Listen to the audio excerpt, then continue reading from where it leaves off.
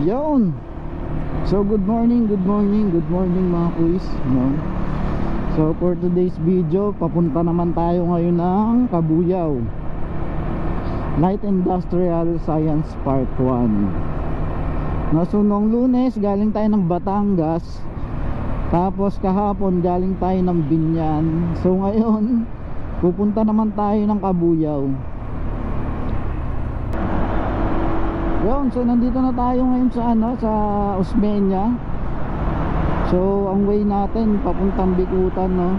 Dadaan tayo ng Villamor, and then FTI, tapos Bikutan, then Alabang. So sa araw-araw, no, ganyan yung binabiyahe natin. So iba-iba yung pinupuntahan natin na zone.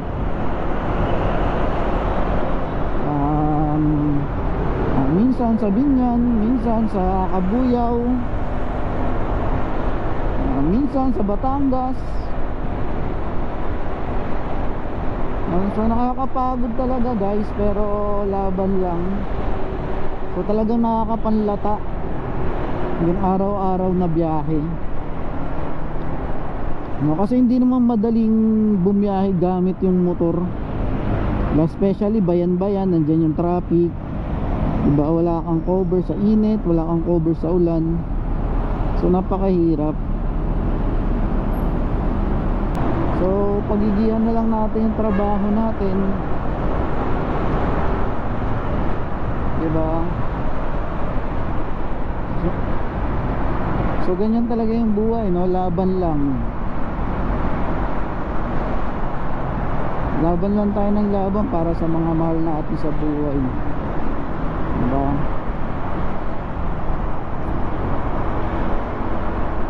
So minsan, actually minsan nakakauta na yung araw-araw ganun yung binabiyahe mo. Minsan ako naiisip ko, pupunta na naman ako ng Laguna, pagod na naman.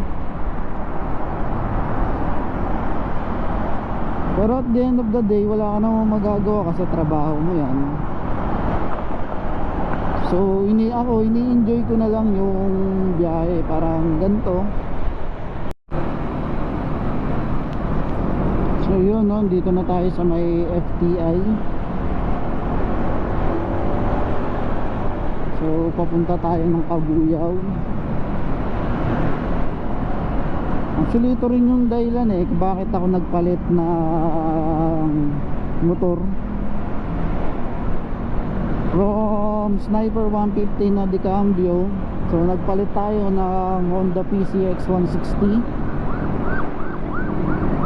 So sa tibay tsaka sa wala namang problema, parehas, no? Kasi parehas naman siya watercooled din.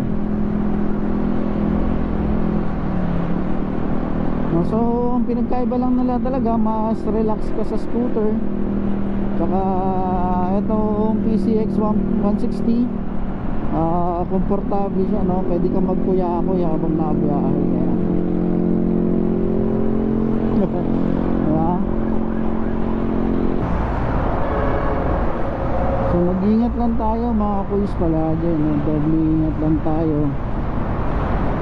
Tapos sa panahon ngayon, gandang tag-init, summer na, no?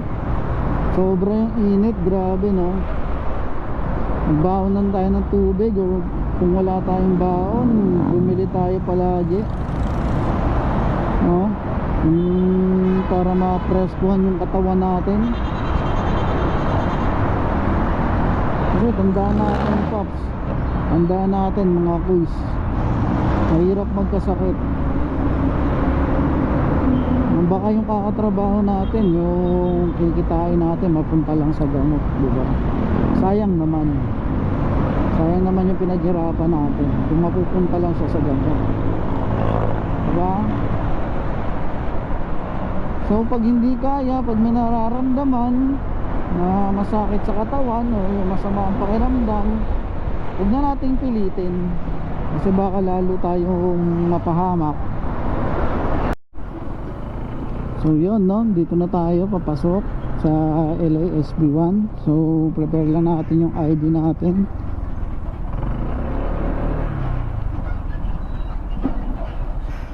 Sa pesa lang boss, tsaka customs. Siya lang, wala na tayong pag-usapan.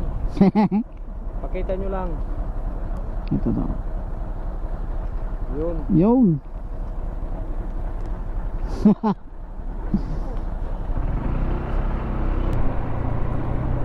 So yun, no, kailangan talaga doon ng lisensya na papakita mo lang naman. So paparada muna tayo kahit dito na lang siguro mga kuys.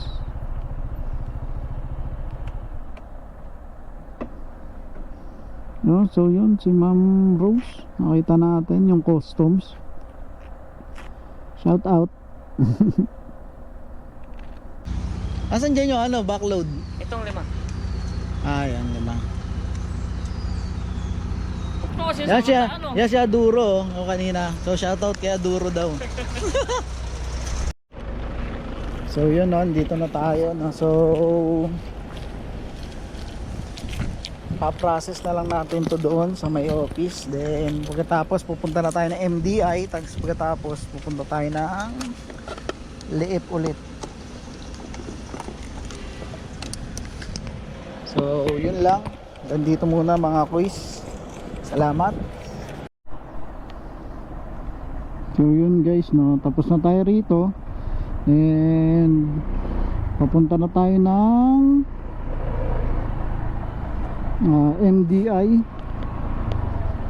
sa Metro Drug. So pharmaceutical company yun. May kukunin lang tayong dokumento ron. And then pupunta tayo ng Liip, yung kahapon na pinuntahan natin. So meron ulit tayo isang shipment doon. So doon tayo huli.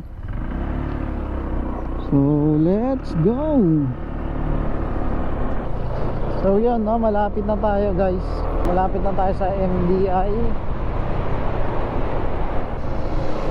So kung nakikita nyo yan, yung malawak na yan, yung malawak na building na yan. So yan ang MDI. So time check, mag-alas 10 na. So mainit na talaga. So after nito kakain muna tayo no? After natin makuha yung docs. So yan, nandito na tayo guys no? So MDI Metro Drug.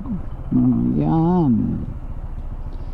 So papasok muna tayo sa loob. Kukunin natin yung dokumento. So yun, tapos na tayo. At pabalik na tayo ng opisina para mag-liquidate din. So isa na namang nakakapagod na biyahe ang ating biniyahe ngayong araw.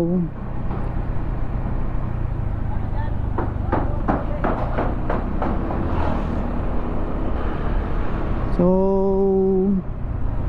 uwi na tayo, pupunta na tayo na opisina. So another 35 kilometers na biyahe pabalik ng opisina.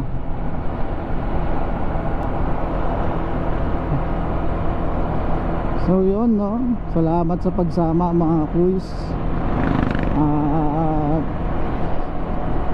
Babiyahe na tayo, pababa